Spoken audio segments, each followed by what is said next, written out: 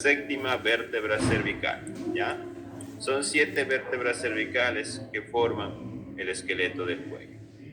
Y aprovechando esta imagen, les voy a mencionar los nombrecitos.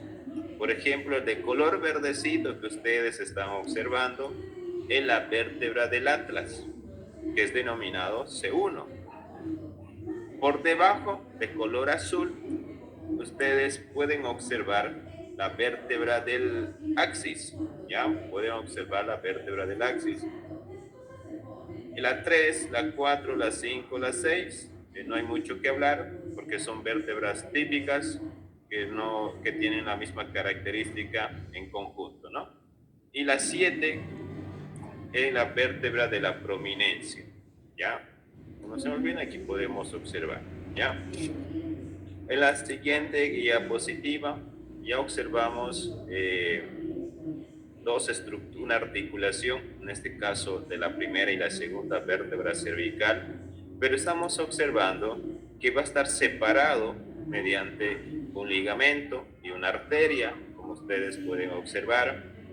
Cuando se viene a articular la C1 y la C2, si ustedes observan, está formando la articulación, ¿no? Claramente se observa la articulación. Pero esta línea de color guindo, si no me equivoco el color, está separando de dos estructuras. Ya donde voy a remarcar, está separando dos estructuras. Estas estructuras se las denomina articulares por delante y por detrás no articulares. Segmento articular, porque está uniendo hueso con hueso, en este caso C1 y C2, y segmento no articular. En el segmento no articular va a permitir el descenso de la médula espinal. Vean chicos, la importancia, ¿no? El articular nos permite a los movimientos del cuello y la cabeza. Nos permite llevar hacia adelante, hacia atrás, laterales y movimientos de rotación de la cabeza gracias a esta articulación. Y por detrás viene a proteger a la médula espinal, porque la médula espinal ingresa al agujero vertebral y viene a proteger su estructura anatómica y permite el descenso, ¿ya? Entonces no se me olviden, podemos observar claramente en la siguiente diapositiva, si hay dudas, esta imagen les va a aclarar todas las dudas, ¿ya? Como pueden observar, un segmento articular que estoy remarcando de color verde y el otro, el segmento no articular. El de color verde forma la articulación de la C1 y la C2 y de color rosado viene a proteger a la médula espinal. Va a ingresar la médula espinal en este orificio y el orificio enorme que ustedes están observando se la denomina el agujero vertebral, ¿ya? El agujero vertebral. ¿Alguna duda hasta acá, chicos? De la breve introducción, características generales y la clasificación. ¿Alguna duda? Porque vamos a empezar a desglosar sus características de las atípicas y típicas, ¿ya? ¿Dudas, preguntas, incógnitas que tienen hasta este momento? ¿O está claro?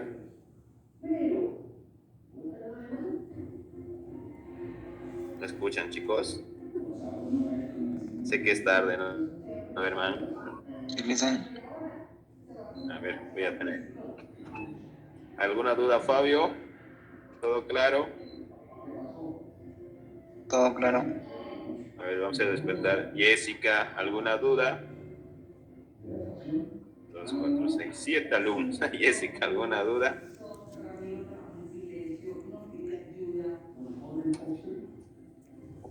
Jessica García.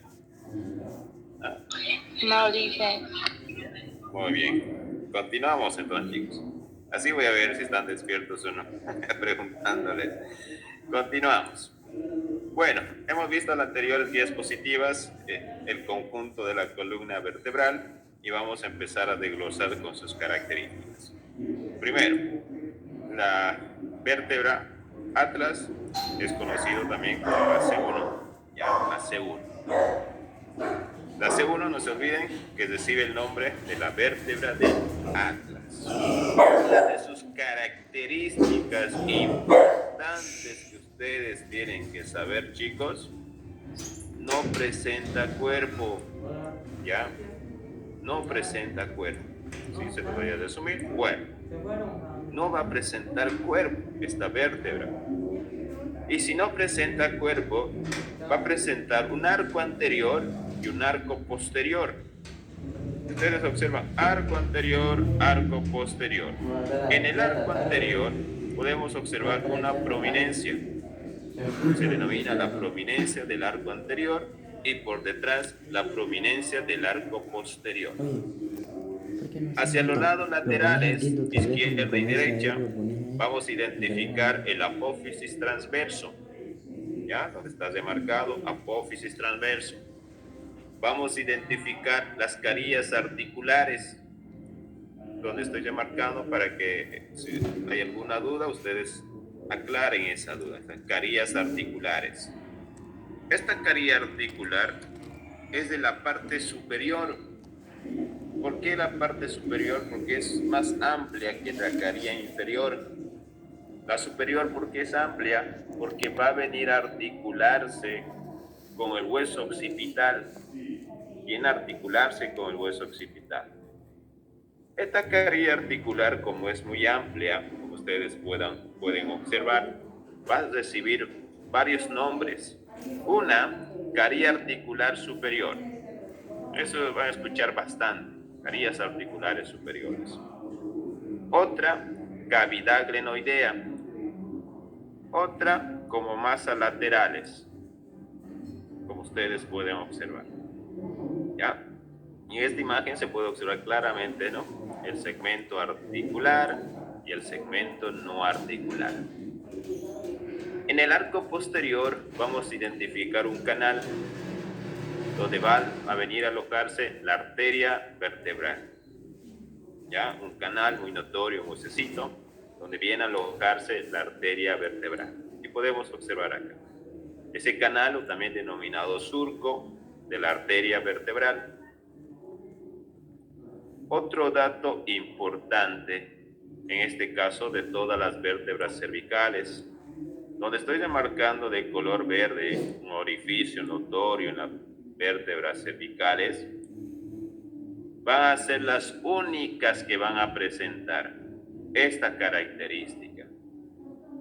Y esta se la denomina como el agujero transverso. Ya se denomina el agujero transverso.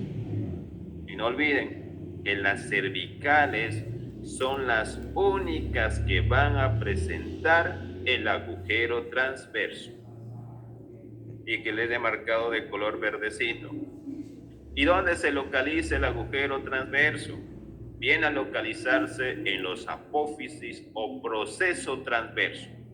Y si voy a remarcar con otro color, estoy remarcando los apófisis transverso. Por eso recibe ese nombre, ¿no? Agujero transverso, porque se localiza en los apófisis transverso. ¿Ya? Entonces, de esta forma, chicos, hemos desglosado la primera vértebra cervical, pero podemos observar en una vista inferior. Voy a retroceder. Observen las carillas articulares y lo voy a remarcar para que ustedes puedan observar la diferencia. En este caso, esta imagen es superior y esta imagen es inferior, porque las carillas articulares se van a venir a adaptar al hueso que se va a articular. Si la superior del atlas C1 es más amplio, porque el hueso occipital es más amplio, y su carilla articular va a tener que ser amplio, ¿ya? Esta carilla inferior que estamos observando en esta diapositiva es más pequeña que la superior, porque ya va a articularse únicamente con la C2, que es la vértebra del axis. Otra diferencia para poder observar, identificar esa vértebra, ¿ya? Muy bien. Seguimos la segunda vértebra. ¿Qué tienen que saber? que es atípica aún. Acuérdense, esta es una vértebra típica y una vértebra que ya va a presentar cuerpo, ya presenta cuerpo, ¿no? Presenta cuerpo. Van a empezar a escuchar, chicos, nombres. Primero voy a hablar de sus características generales que todas las vértebras presentan y voy a remarcar y recalcar cuál es su característica de la C2. Primero, características generales. Presenta caría articular superior, caría articular inferior, tanto como lado izquierdo y lado derecho. Presentará láminas, ¿ya? Presenta apófisis transverso, ambos lados. Presenta apófisis espinoso. Presenta cuerpo. Presenta agujero vertebral, donde estoy remarcando ese pequeño, el orificio, ¿no? Agujero vertebral. Y presenta el agujero transverso. Son las características que van a volver a repetir una tras otra y tras otra al momento de estudiar las vértebras cervicales.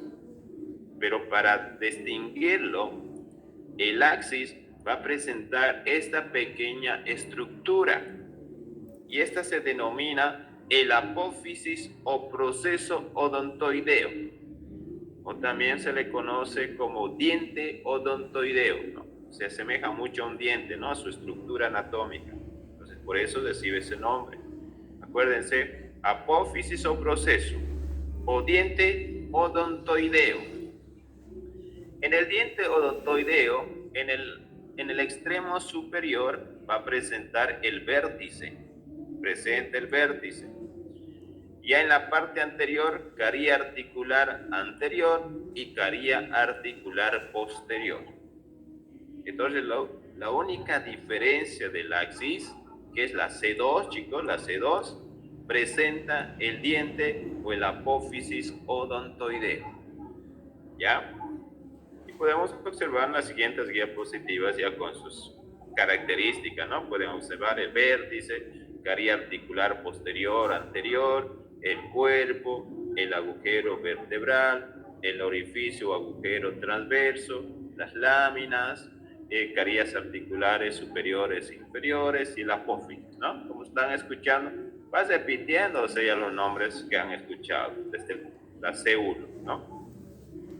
Podemos observar en esta vista anterior una caría articular, el diente, caría articulares superiores e inferiores.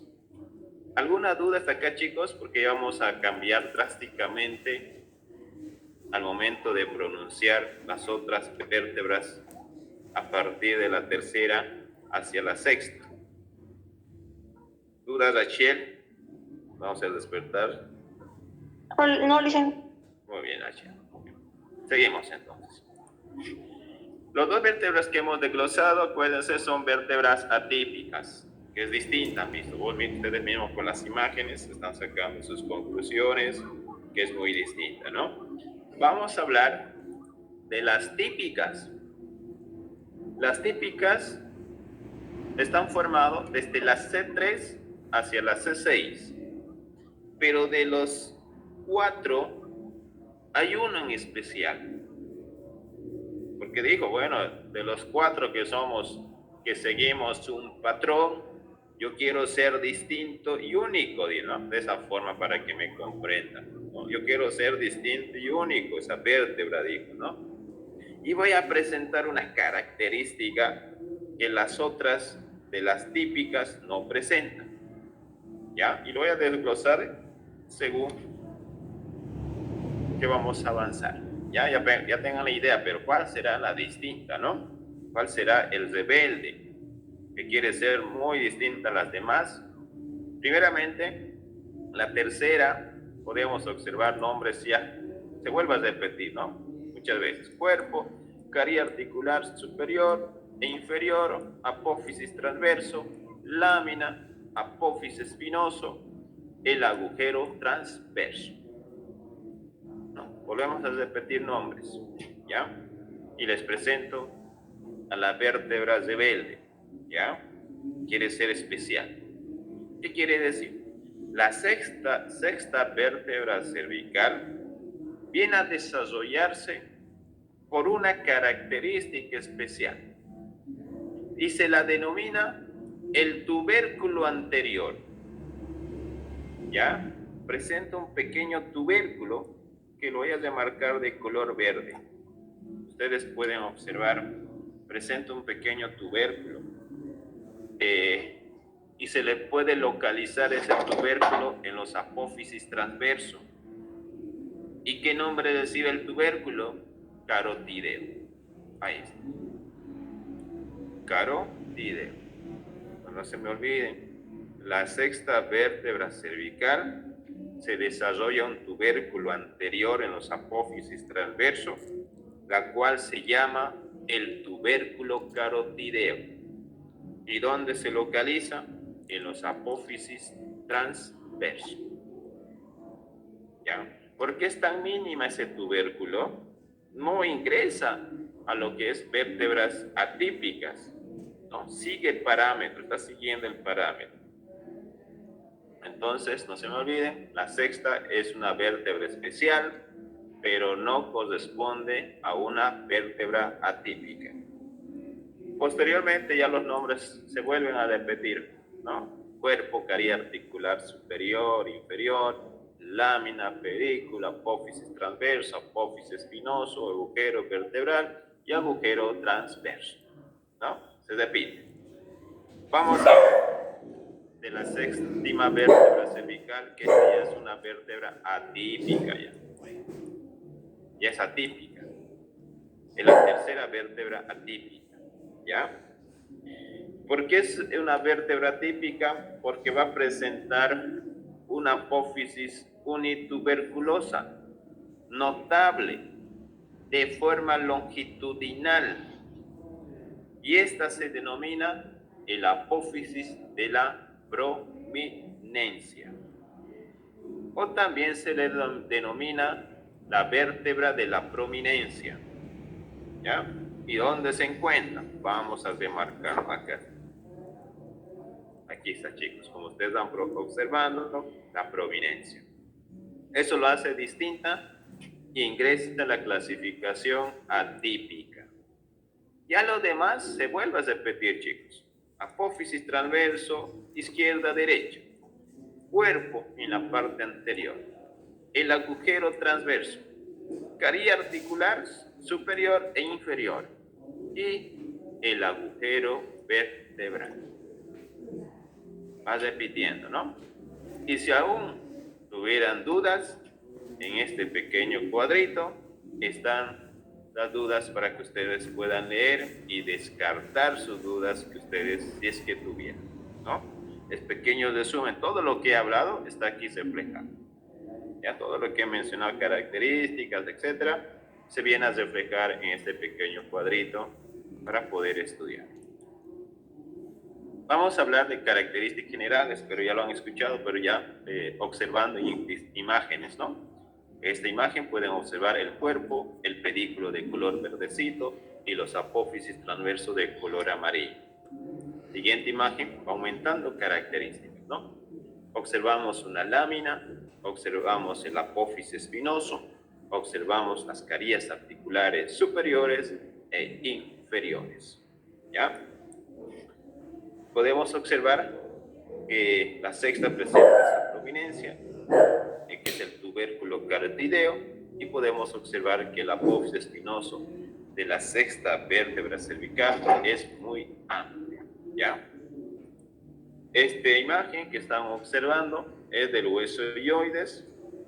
No olviden que no se viene a articular con ningún hueso, está formado por cartílagos y va a venir a insertarse en una multitud o un aglomerado de músculos.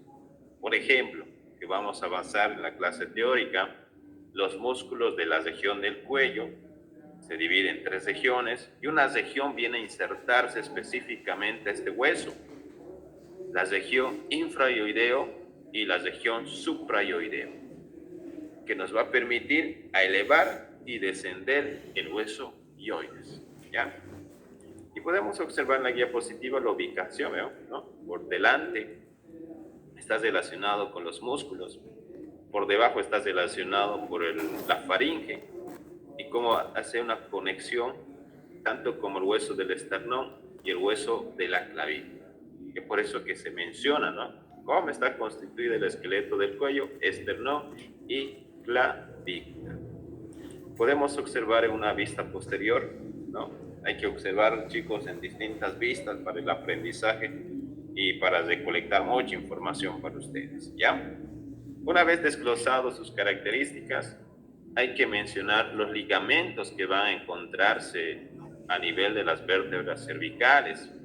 Voy a borrar para que puedas remarcar nuevamente, ¿ya? Voy a remarcar con distinto color. Primero, el primer ligamento que podemos identificar, donde estoy remarcando, chicos, de color verdecito, es el ligamento atlanto-occipitales.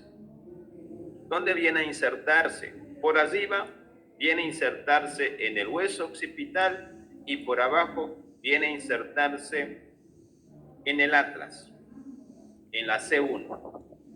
No se me olvide, entonces, el ligamento atlanto-occipitales se viene a insertar en el hueso occipital y viene a insertarse en el atlas, ¿ya?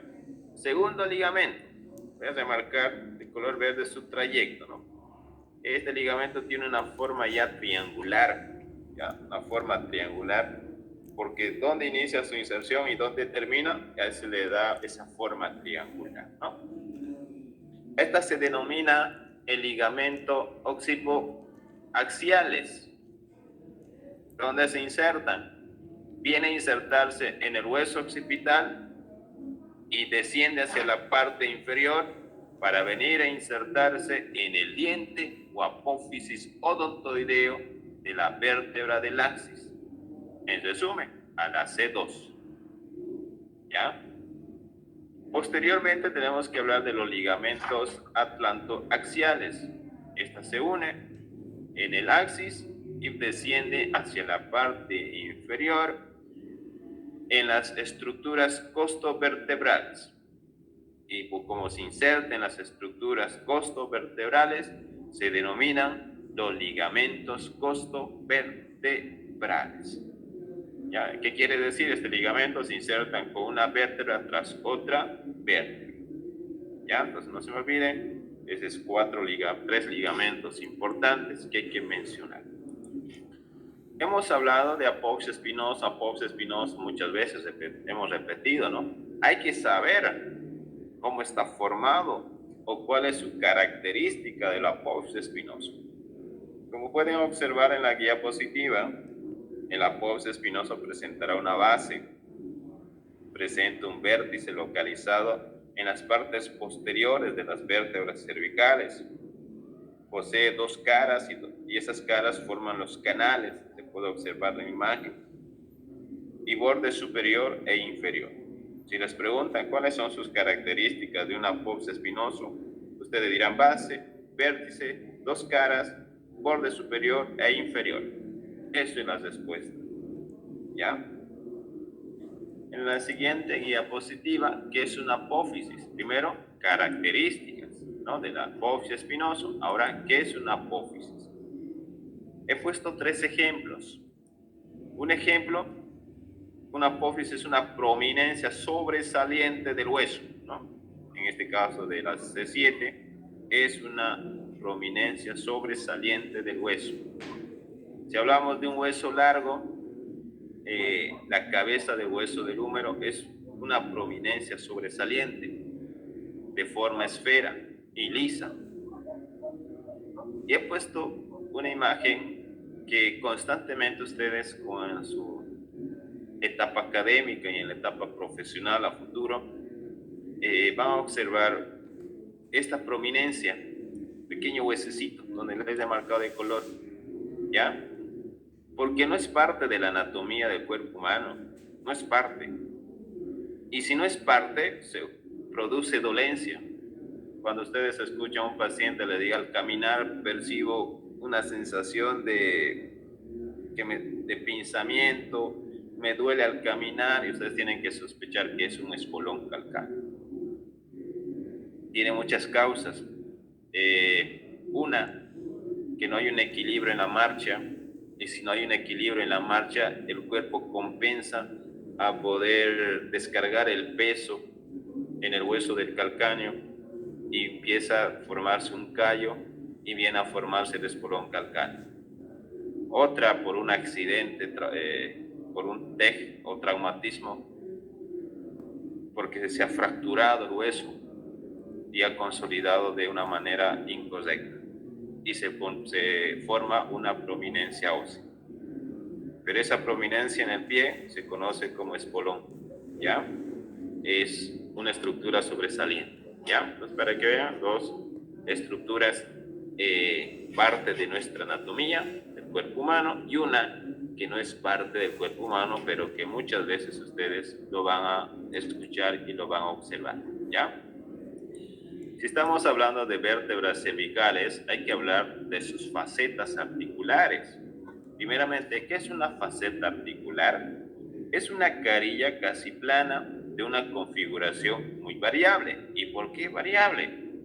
Porque si dirigimos nuestra imagen o la visión de ustedes, nos estoy marcando. Primero, son vértebras cervicales, que su carilla articular tiene una inclinación de anterior a posterior. De color rojo le hemos demarcado, ustedes pueden observar, de anterior a posterior, las cervicales, ¿ya? Las dorsales, voy a demarcar, tiene una dirección de vértice, las carillas articulares, ustedes observan vértice, ¿por qué? Porque van a permitir o tiene que adaptarse a la anatomía porque van a articularse con las costillas, ¿ya? Se viene a adaptar para que se articule con la perfección con las costillas. Es por eso que a nivel dorsal, su trayecto de esa articulación es de forma vertical. Las lumbares, y está demarcado, tiene una forma de envoltura que viene a envolver la carilla articular de una vértebra a otra. ¿Por qué viene a envolver? Porque va a soportar todo el peso corporal, más el peso que ustedes van a levantar alguna vez por algún objeto muy pesado. Por eso tiene esa característica, ¿no? Las lumbares, porque van a soportar todo el peso corporal o soportan el descargo de ese peso a nivel lumbar. No por nada tiene esa característica la faceta articular de esa vértebra, ¿ya? Siguiente diapositiva. Cavidades de los huesos. Pregunta de examen, ¿no? ¿Cómo se viene a dividir las cavidades de los huesos? O la cavidad de los huesos se dividen en cavidad articular y cavidad no articular. ¿A qué referimos cavidad articular? Es que se va a articular hueso con hueso, ¿ya? Se articula hueso con hueso. Y cavidad no articular es que esa articulación no se viene a articular directamente con hueso en otro, sino va a haber un espacio. Si hablamos de la rodilla, ese espacio va a estar separado por los meniscos, ¿vean? Pero forma la articulación de la rodilla. ¿Ya? Entonces eso se clasifica, chicos, cavidades de los huesos. Una que es articular, que se articula directamente hueso con hueso, y otra que no es articular porque estará separado por cartílagos o estructuras que son parte de la articulación, ¿ya? Siguiente diapositiva, podemos observar características especiales, ¿ya? La primera, la segunda, sí, ¿no? A nivel cervical. La sexta, por el tubérculo carotideo, la hace especial. La 7, por la prominencia. Sí, aprovechando, en las vértebras dorsales, la primera, la décima, undécima primero y undécima segunda, o una, la 10, la 11 y la 12. A nivel lumbar, la primera, que es presenta una característica especial, ¿ya? Vamos a hablar triángulos del cuello. La importancia. de saber los triángulos del cuello. Primeramente, la clasificación se viene a dividir en dos: triángulo anterior y triángulo posterior, ¿ya? Triángulo anterior y triángulo posterior, ¿no? Localizados los dos triángulos, anterior por delante y posterior de dirección a la parte de atrás. Primero, el triángulo, su formación estará por un extremo superior, extremo medio y un extremo posterior, ¿no? Estoy demarcado, chicos, como ustedes están observando: superior, medio, inferior. El triángulo posterior está formado por anterior, está formado por extremo posterior, vean, anterior y posterior, y está formado por inferior. Cambia la forma de pronunciar según la ubicación, ¿no?, que ustedes están observando. Muy bien, una vez localizado anterior y posterior y cómo se debe estudiar, vamos a mencionar los nombres que vienen a formar. En el extremo superior estará constituido mediante el borde inferior de la mandíbula, ¿ya? Borde inferior de la mandíbula superior. Por delante estará constituido por la línea media, una línea, la parte media del cuerpo, y por detrás estará constituido por el borde anterior del músculo esternocleidomastoideo. Y lo voy a demarcar este músculo, chicos, de esta forma, ¿no?, de forma transversal, para que se pueda distinguir que es un músculo, ¿ya? Espero que estén comprendiendo. Ahí está. Porque el esternocleidomastoideo va a ser parte de los dos triángulos, pero de distinta ubicación, ¿ya? Triángulo anterior por atrás, no se me olviden, está constituido por el borde anterior, por eso triángulo anterior, ¿no? Está constituido por el borde anterior del esternocleidomastoideo. Una vez terminado la anatomía del triángulo anterior, nos dirigimos al triángulo posterior. Por delante, por atrás y por abajo, o anterior, posterior e inferior. ¿Cómo está constituido por adelante? Estará constituido por el músculo esternocleidomastoideo por el borde posterior. Ahí está, chicos, ¿no?, para que no se equivoquen. Triángulo posterior, borde posterior del esternocleidomastoideo. Por abajo no hay mucho que hablar y es fácil de identificarlo, chicos, porque está constituido por el hueso de la clavícula. Por detrás está constituido por el borde anterior, y lo voy a remarcar el músculo, ¿ya? Está constituido por el borde anterior del músculo trapecio, ¿ya? Entonces no se me olviden cómo están formados los triángulos. Es importante que ustedes lo estudien, lo aprendan y no se olviden, ¿ya? En 2 diapositivas más se termina este tema, ¿ya? Triángulo anterior, se puede observar en esta imagen de mejor manera, ¿no? Vean, anterior, línea media, por arriba, borde inferior de la mandíbula, y por detrás, el borde anterior del esternocleidomastoideo. Pero el triángulo por debajo va a estar constituido por los pisos triangulares, ¿ya? Y vean que el hueso hyoides ya va a participar en esta estructura. De color verde estoy demarcando la anatomía, ¿no? No es así recto, ¿no?, pero tiene su característica. A ver, estoy demarcando su trayecto, así, ¿no?, de cosas de esta forma. El hueso hyoides va a ser parte y a su vez va a ayudar a la formación del piso del triángulo anterior. ¿Cómo va a participar? Porque van a venir a insertarse, ¿no?, de esta forma. Algo más gruesito voy a poner esta, ¿no? No, esto va a ser más notorio. 1, 2, 3, 4. 1, 2, 3, 4. Así. Porque el piso del triángulo anterior está constituido por los músculos suprayoideos y los músculos infrayoideos. Ahí está, no se me olviden. ¿Cómo está formado el piso del triángulo anterior? Su respuesta es músculos suprayoideos y músculos infrayoideos. Vamos al piso del triángulo posterior. El piso del triángulo posterior está constituido, chicos, por el músculo esplenio. Está constituido por el músculo elevador de la escápula.